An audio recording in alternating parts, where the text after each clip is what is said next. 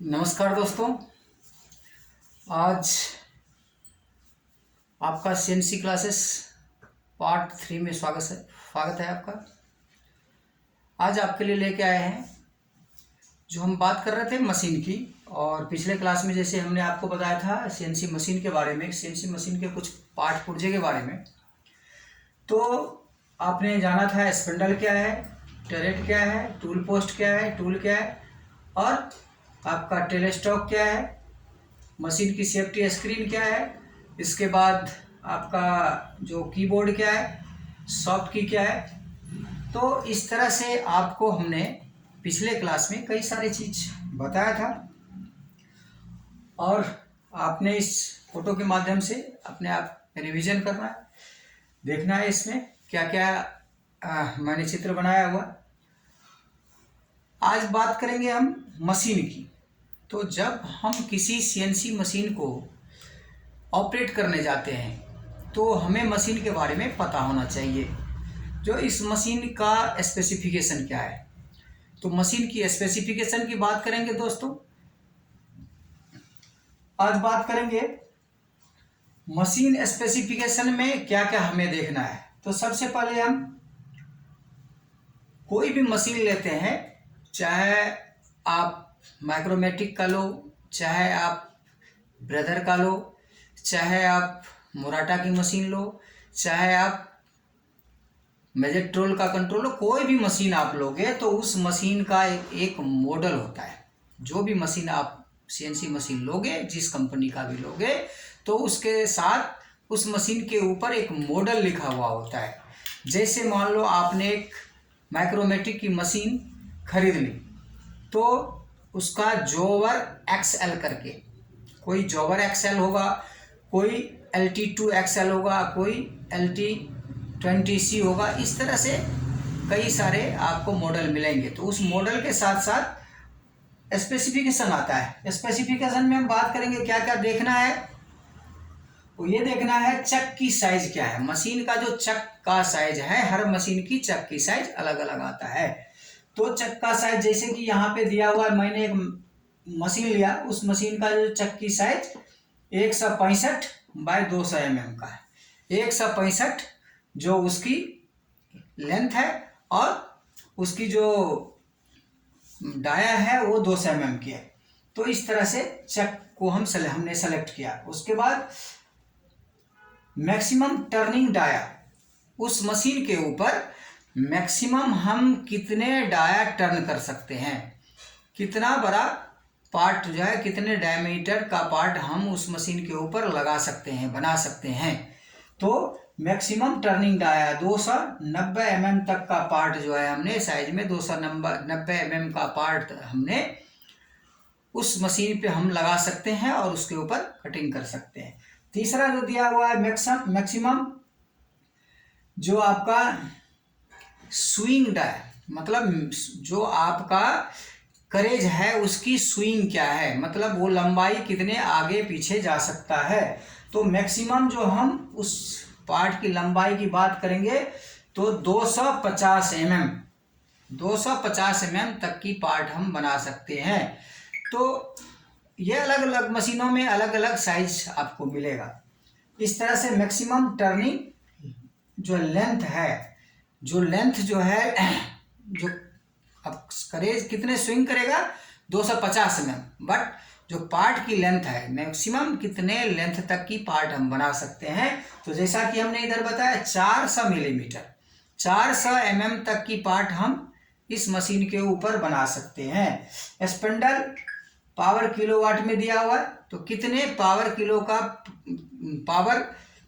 Kilowatt का motor लगा हुआ है उस मशीन के अंदर, जो आपकी मशीन के स्पिंडल को घुमाता है, मशीन की जो कटिंग करता लोड लेता है, तो उसके ऊपर कितने जो पावर का मोटर लगा हुआ है। तो 7.5 किलोवाट का, किसी में 8 का होता है, किसी में 12 का होता है, 10 का होता है। तो इस तरह से अलग अलग जितने आपका जैसा पार्ट चाहिए उतना स्ट्रेंथ की आपको मोटर लगाना पड़ेगा दोस्तों। तो इस तरह से आप स्पेसिफिकेशन में और भी आगे चीज़ है, जैसे वेट ऑफ मशीन, जो आपने जिस मशीन को आप ले रहे हो उस मशीन का वेट कितना है, तो वेट कितना है आपका 3800 kg। सपोज करो जिस मशीन का हम यहाँ दिखा रहे हैं उस मशीन का वेट कितना है 3800 kg होगा। कोई 4000 किलो का होता है, कोई 5000 किलो का होता है, जितनी लंबी बड़ी और जितने आप जैसा मशीन खरीदोगे ऐसा वेट होगा।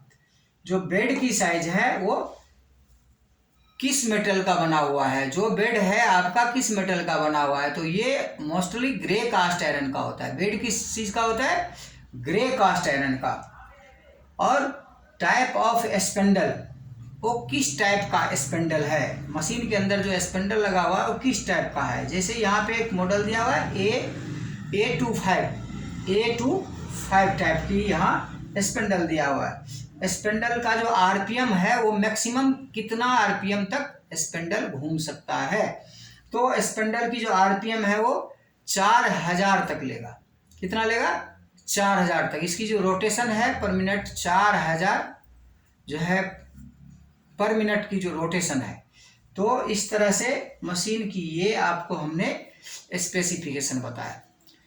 तो दोस्तों मैं ये कहना चाहूँगा जो मशीन के बारे में एक एक चीज़ की जानकारी आपको लेना ज़रूरी है। जब तक आप किसी चीज़ को जानोगे नहीं, किसी मशीन के बारे में जानोगे नहीं, तब तक आप एक परफेक्ट ऑपरेटर नहीं बन सकते। तो जहाँ भी आप काम कर रहे हो, जिस मशीन पे काम कर रहे हो या नहीं कर रहे हो, तो इन चीज़ों को मशीन पे जाते ही आपने अपने मशीन में ये चीज़ लिखा हुआ होता है और ये आपको मैनुअल की बुक में मिलता है। तो ये चीज़ जानकारी लेना आपको बहुत ज़रूरी है, तभी आप मशीन के बारे में जान पाओगे। तो आगे हम बात करते हैं, ये तो हो गई स्पेसिफिकेशन की बात। अब इससे आगे हम बात करेंगे जो वर्किंग प्रिंसिपल ऑफ सीएनसी। जो सीएनसी मशीन है वो किस आधार पे चलती है, तो ये हमने पिछले क्लास में हमने आपको बता रखा है। जो सीएनसी मशीन है इसके अंदर न्यूमेरिकल कोड हम डालते हैं डिजाइन के माध्यम से। जो हम प्रोग्राम बनाते हैं उस प्रोग्राम में क्या होता है, डिजाइन के आधार पे हम प्रोग्राम बनाते हैं और प्रोग्राम के अंदर नंबर, लेटर और सिंबल का इस्तेमाल करके हम प्रोग्रामिंग करते हैं और उस प्रोग्राम के आधार पे ये आपका मशीन चलता है। और जब आपकी मशीन चलता है तो किसी टूल के माध्यम से आपके पार्ट को कटिंग करता है और जैसा आपका डिजाइन है उस हिसाब से आपको पार्ट बना के दे देती है। तो फिर इसके बाद जो है उस पार्ट को आप इंस्पेक्शन करेंगे।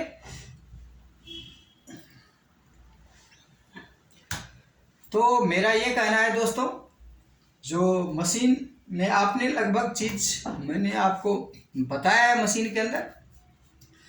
अब हम आगे ऑपरेटिंग सिस्टम की बात करेंगे। तो जब ऑपरेटिंग सिस्टम में हम जाते हैं तो सबसे पहले हम बात करते हैं ऑपरेटिंग पैनल का। जो भी पैनल है वो आपको इस तरह का पैनल मिलता है जहां भी आप काम कर रहे हैं। छोटे छोटे बटन दिए हुए होते हैं।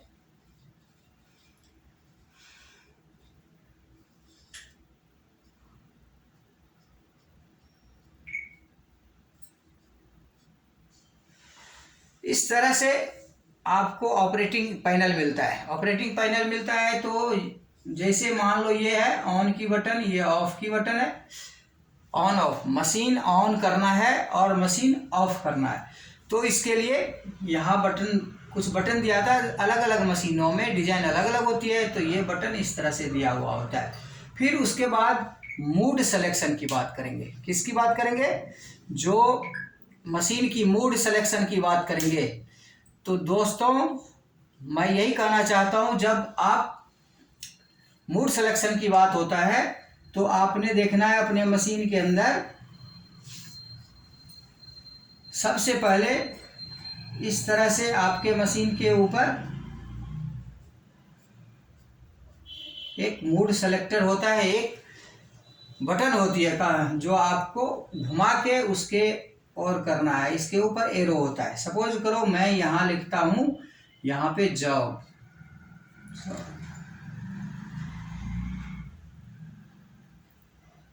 सपोज करो ये आपका ऑटो मोड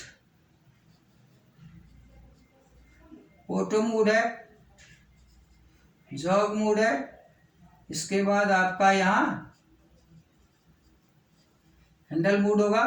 हैंडल मोड में जो है आपका यहाँ एक्स और सपोज करो यहाँ जेड सिलेक्शन है। इसके बाद यहाँ पे आपका रेफरेंस या Z0 पोजीशन,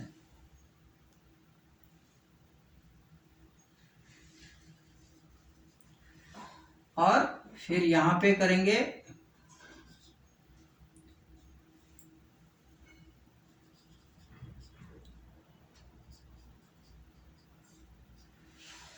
अभी एडिट हो गया, FDI हो गई, ऑटो हो गया, जॉब हो गया, हैंडल मूड हो गया,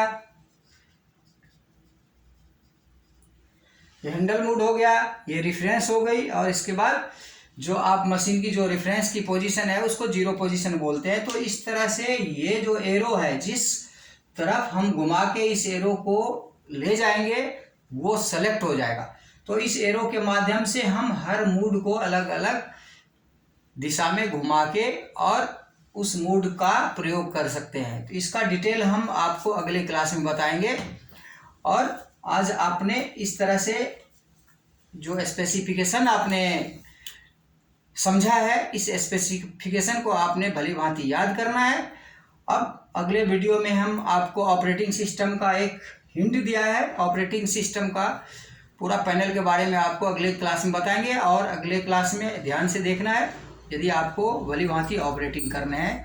तो दोस्तों मैं यही कहूँगा, जो आपको ये वीडियो पसंद आ रहा हो तो लाइक कीजिए, शेयर कीजिए और सब्सक्राइब कीजिए। जब आप हमें हिम्मत देंगे तभी हम आपको क्लास करवा पाएंगे। जय हिंद, जय भारत।